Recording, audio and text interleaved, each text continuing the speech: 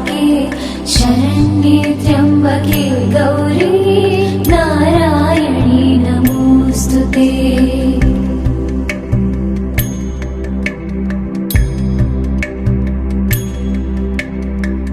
देवी सर्वभूतेषु विष्णुमायेति शब्दिता नमस्तस्यै नमस्तस्यै नमस्तस्यै नमो नमः।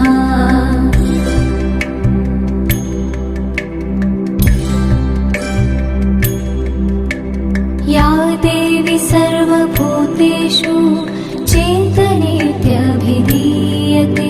नमस्तस्यै नमस्तस्यै नमस्तस्यै नमो नमः।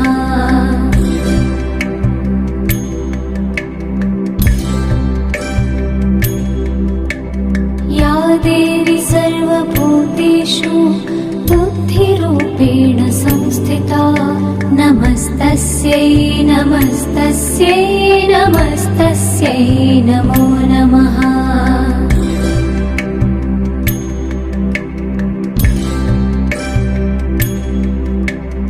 या देवी सर्वभूतेषु निद्रारूपेण संस्थिता नमस्तस्यै नमस्तस्यै नमस्तस्यै नमो नमः।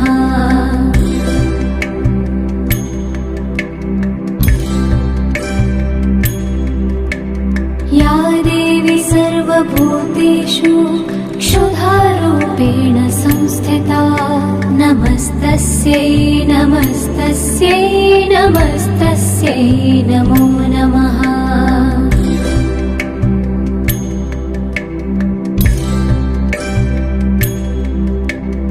या देवी सर्वभूतेषु छायारूपेण संस्थिता नमस्तस्यै नमस्तस्यै नमस्तस्यै नमो नमः।